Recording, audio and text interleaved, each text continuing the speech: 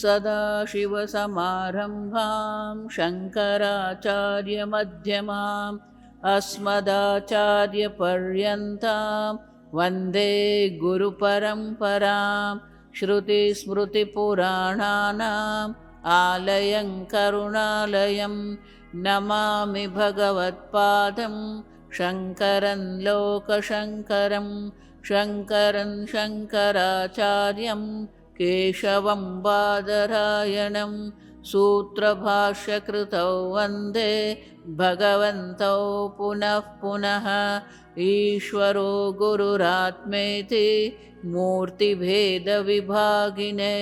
व्योमवद्व्याप्तदेहाय दक्षिणामूर्तये नमः। ॐ असतो मा सद्गमय तमसो मा ज्योतिर्गमय मृत्योर्मा अमृतङ्गमय। ॐ शान्ति शान्ति शान्तिः। ॐ सहना भवतु सहनौ भुनक्तु सह वीर्यं करवावहै तेजस्विनावधीतमस्तु मा विद्विषावहै। ॐ शान्ति शान्ति शान्तिः। ॐ नमो भगवते वैवस्वताय मृत्यवे ब्रह्मविद्याचार्याय नचिकेतसे च। पृष्ठ नंबर 23।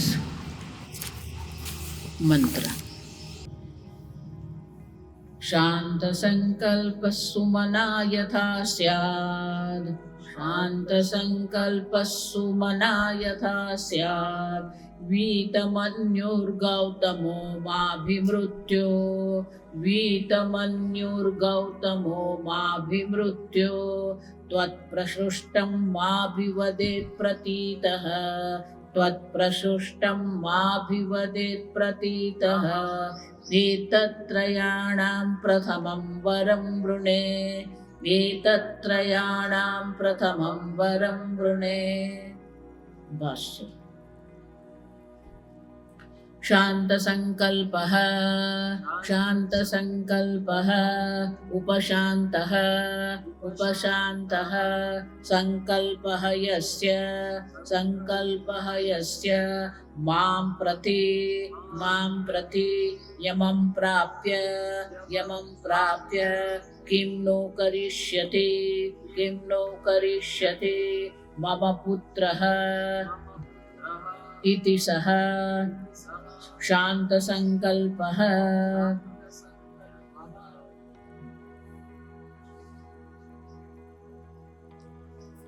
एतत्त्रयाणां प्रथमं वरं वृणे। मैं ये प्रथम वरदान मांग रहा। वृणे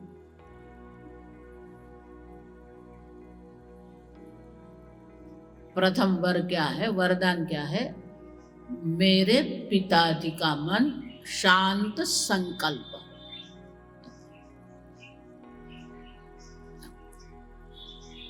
जब हमने कथा देखी, अपने पुत्र को मृत्यु के पास भेज दिया, प्रेषयामास, हमने देखा, तो स्वाभाविक है कि पिता के मन में दुख विक्षेप की संभावना है। और इसीलिए नचिकेता कह रहा है कि मेरे पिताजी का जो है शांत संकल्पः उपशान्तः संकल्पः यस्य मां प्रति, मेरे लिए। क्यों? यमं प्राप्य किं नु करिष्यति मम पुत्रः इति। यम के पास जाकर मेरे पुत्र क्या कर रहा होगा? वो कुमार है, बालक है। क्रोध में आकर मैंने उनको यम के पास भेज दिया है और वो चिंता के कारण मेरे पिताजी के मन में विक्षेप की संभावना है। और इसीलिए मेरे पिताजी का मन शांत हो, शांत संकल्प। उनके मन में कोई विशेष प्रकार के विकल्प नहीं आए। संकल्प हो कि मेरा पुत्र वहां सुरक्षित है। किम नु करिष्यति, मेरा पुत्र वहां क्या करता होगा। अब तो मेरे पिताजी का मन शांत रहे। फिर दूसरा, सुमनाः सुमनाः प्रसन्नमनाश्च प्रसन्नमनाश्च यथा स्यात् वीतमन्युः विगतरोषश्च गौतमः मम पिता मेरे पिताजी जो है सुमना प्रसन्न मनाश्च, मेरे पिताजी का मन प्रसन्न हो, शांत भी हो, प्रसन्न भी हो। कई बार मन शांत होता है लेकिन मन में प्रसन्नता नहीं। कई बार हम अकेले बैठते हैं तो शांति से बैठे हैं लेकिन मन में कोई प्रसन्नता नहीं रहती, उदासीनता का भाव रहता है। अंग्रेजी में उसको कहते हैं अनईजीनेस, असुख कहते हैं। अकेले बैठे हैं, शांति से बैठे हैं, बाह्य कोई विक्षेप नहीं है, फिर भी हमारे मन में एक प्रकार से असुख की भावना होती, उदासीनता की भावना होती। तो बोले पिताजी मेरे वहां पर है, उनका मन प्रसन्न रहे। संपूर्ण भगवत गीता आप देखिए ना, ब्रह्म ज्ञान के लिए भगवान एक ही बात दर्शाते हैं, जब तक आपका मन प्रसन्न नहीं है ब्रह्म ज्ञान की कोई संभावना नहीं। और अप्रसन्नता किसके कारण है? संपूर्ण मानवीय मनोविज्ञान जो है भगवान दो शब्द में दर्शाते, राग द्वेष। Whole human psychology is nothing but likes and dislikes. आपको जो नचा रहा है ना, तो ये राग द्वेष आपको नचा रहा है। आपको जो विक्षिप्त कर रहे हैं ना, ये राग द्वेष विक्षिप्त कर रहे हैं। और इसलिए भगवान कहते हैं कि अगर आपके मन को प्रसन्न रखना है, राग द्वेष वियुक्तैः इंद्रियान विषयान चरण, विषय ग्रहण करना बंद नहीं करना है। हिमालय में चले जाएंगे, कुछ नहीं होने वाला है। आप समझ, तत्व ज्ञान की दृष्टि से देखते हैं ना, ऋषिकेश जाइए, आश्रम में जाइए, हिमालय में जाइए, 20 वर्ष बाहर हो, कुछ होने वाला नहीं है। आप समझ, मैं मजाक में नहीं बोल रही हूं, आप समझ। हिमालय में रहने से क्या आपके राग द्वेष शांत हो जाएंगे?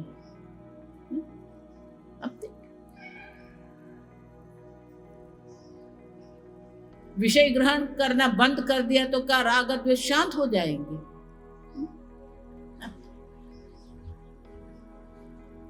बाह्य जगत समस्या नहीं है। देखो 31 ईयर से मैं वेदांत पढ़ा रही, कई शिष्य मेरे पास आके बोलते हैं, माता जी अब घर में सब कर्तव्य हो गया, अभी आश्रम में जाके रहेंगे। 31 वर्ष से मेरा ये 2 ही वाक्य है। आपके घर में 5 का संसार है, आश्रम में 500 का संसार है, कोई फर्क नहीं है। आप समझना।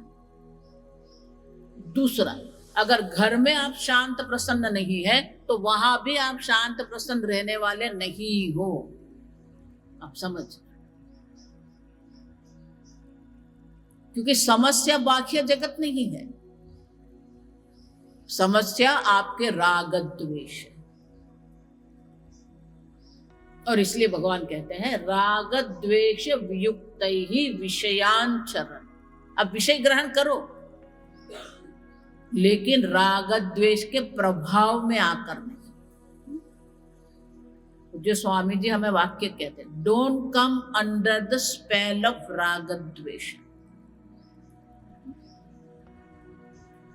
भगवान कहते हैं राग द्वेष के प्रभाव में आए बिना आप विषय ग्रहण कर रहे हैं। क्यों? आत्मवश्य विधेयात्मा, क्योंकि आपके मन, आपकी इंद्रियों पर अपना नियमन है। आत्मवश्य प्रसादम अधिगच्छति। भगवान कहते हैं उसी को ये प्रसन्नता की प्राप्ति। प्रसाद है, हमें तो एक ही प्रसाद दिखता है, माता जी प्रसाद मानी अब लड्डू मिला कि नहीं।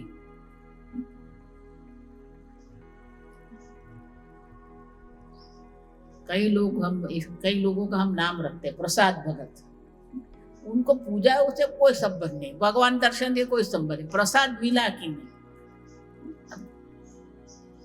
श्री शंकराचार्य जी कहते हैं प्रसाद प्रसन्नता, निर्मलता। अन्य स्थान पर शंकराचार्य दृष्टांत देते हैं कि शरद ऋतु में जो सरोवर का जल होता है ना, कहीं बाहर निकलो देखो, शरद ऋतु में जल शांत होता है, शीतल होता है, निर्मल होता है। तो शंकराचार्य कहते हैं शरद ऋतु में जिस प्रकार से जल शांत निर्मल होता है, उसी प्रकार से हमारा मन भी शांत और निर्मल होना चाहिए। उसे प्रसाद कहते हैं। तो बोले ये प्रसन्नता क्यों चाहिए? दूसरे श्लोक में भगवान कहते हैं प्रसादे सर्व दुखानाम हानि ही अस्य उपजाय। आपका मन जितना प्रसन्न रहेगा ना, उतना ही दुख कम जीवन में रहेगा।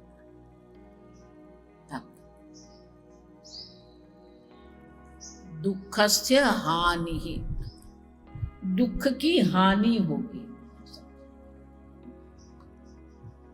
तो बोले दुख की हानि से क्या करना है? प्रसन्न चेतसो ही आशु बुद्धि पर्यवतिष्ठ। जिसकी बुद्धि प्रसन्न है, प्रसन्न चित्त, आशु मानी तत्काल, उनकी बुद्धि तत्काल वो ब्रह्म में स्थित हो जाएगी। योग करो, प्राणायाम करो, जप करो, पूजा करो, यात्रा करो, सब करने के बाद भी अगर आपका मन प्रसन्न नहीं है,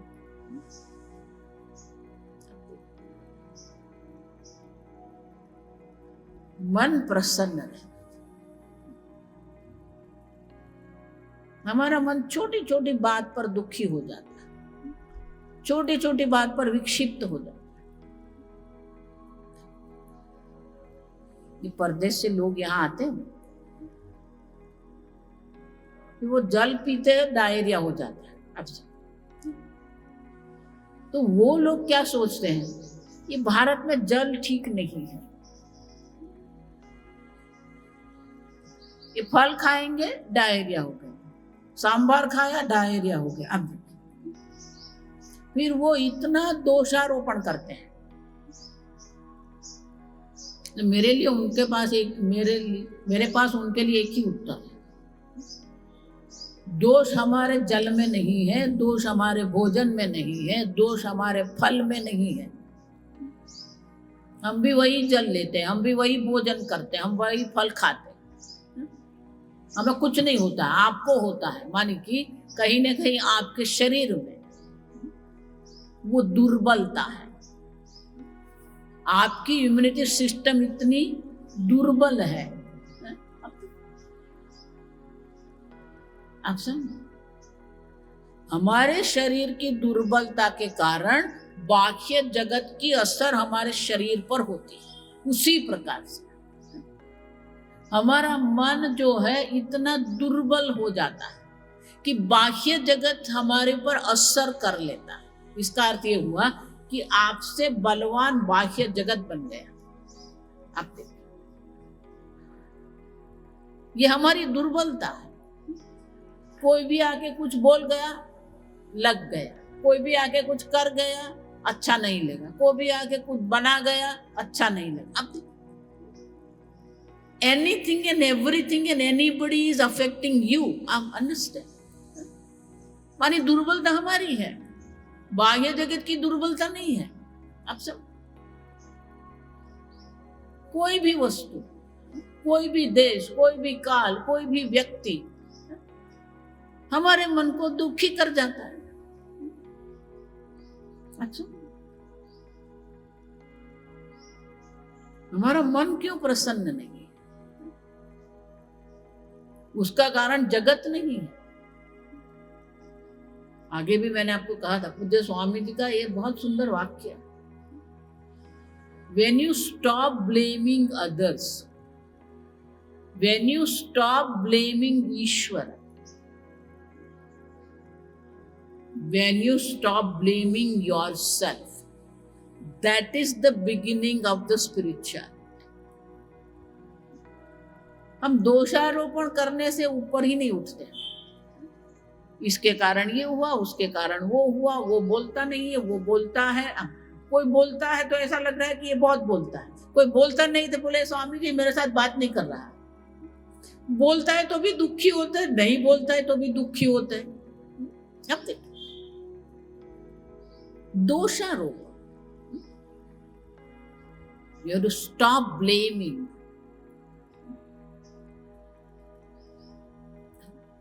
और यहां कोई दोषारोपण करने वाला नहीं मिला तो वो ऊपर वाला तो है ही, बैठा ही है। ये भगवान सुनता ही नहीं है। एक मेरे स्टूडेंट मेरे स्वामी जी इतनी पूजा पाठ करते हैं, इतने शास्त्र श्रवण करते हैं, ये भगवान सुनता ही नहीं है। मैंने बोला हाँ, थोड़ा वृद्ध हो गए ना तो थोड़ा सुनना कम हो गया होगा।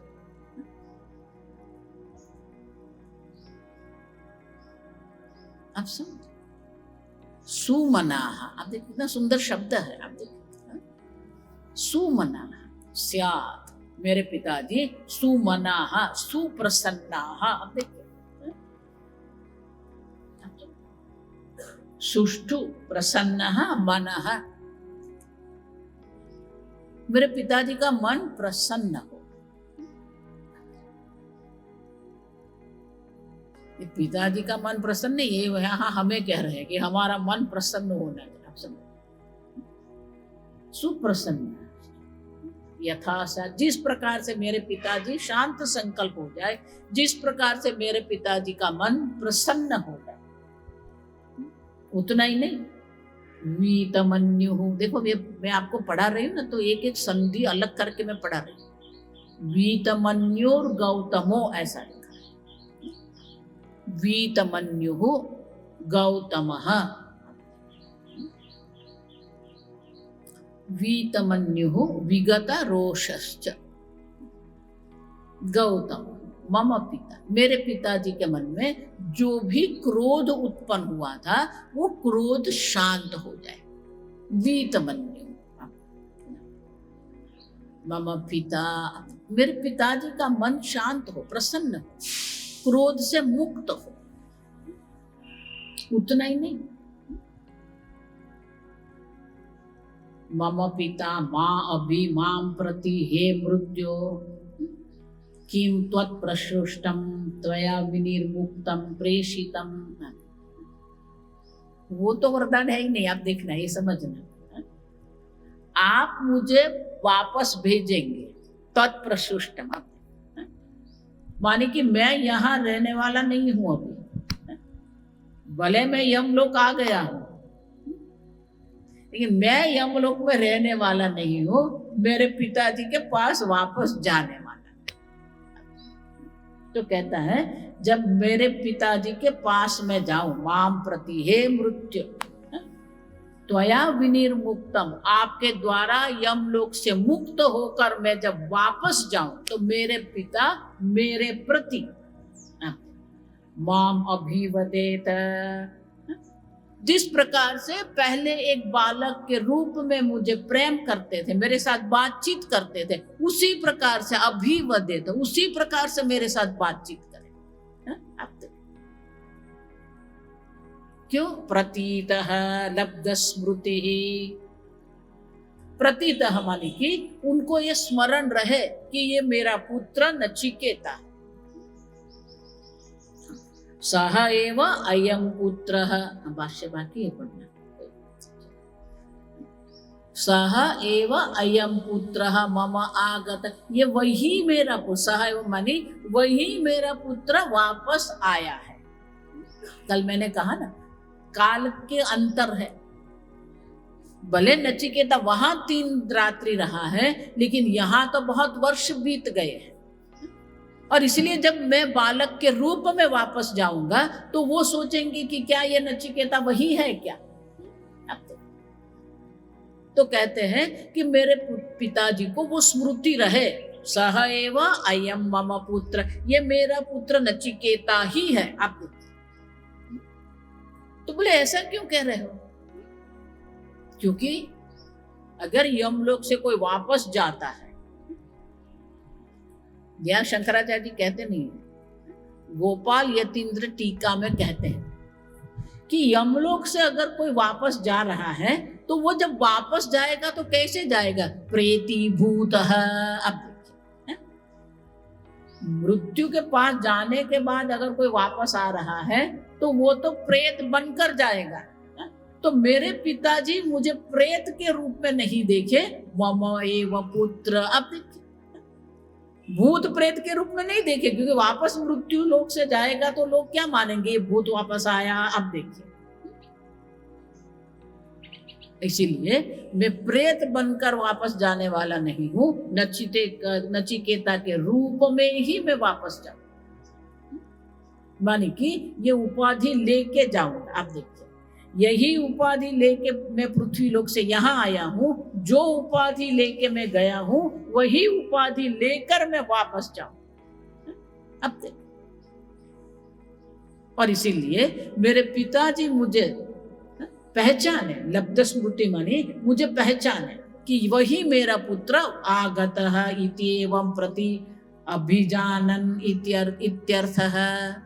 मेरे पिताजी मुझे प्रत्यभिजानन माने कि मुझे पहचाने कि मेरा नचिकेता पुत्र यमलोक से वापस आ गया है। और इस प्रकार से नचिकेता ने प्रथम वरदान के रूप में मांग लिया, मेरे पिताजी का मन शांत हो जाए। एतत् प्रयोजन, ये प्रयोजन है। प्रथम वरदान का प्रयोजन यही है कि मेरे पिताजी शांत संकल्प हो, सुप्रसन्न हो, वीतमन क्रोध शांत हो जाए, और मैं वापस जब जाऊं तो वो मुझे पहचाने। आगे हम कल। ओम शन्नो मित्र शं वरुणः शन्नो भवत्वर्यमा शन्न इंद्रो बृहस्पतिः शन्नो विष्णुरुक्रमः नमो ब्रह्मणे नमस्ते वायो त्वमेव प्रत्यक्षं ब्रह्मासि त्वमेव प्रत्यक्षं ब्रह्म वदिष्यामि धृतं वदिष्यामि सत्यं वदिष्यामि तन्मामवतु तद्भक्तारमवतु अवतु माम् अवतु भक्तारम्। ओम शांति शांति शांति। ओम पूर्णमदः पूर्णमिदं पूर्णात् पूर्णमुदच्यते पूर्णस्य पूर्णमादाय पूर्णमेवावशिष्यते। ओम शांति शांति शांति। हरि ओम श्री गुरुभ्यो नमः। हरि ओम।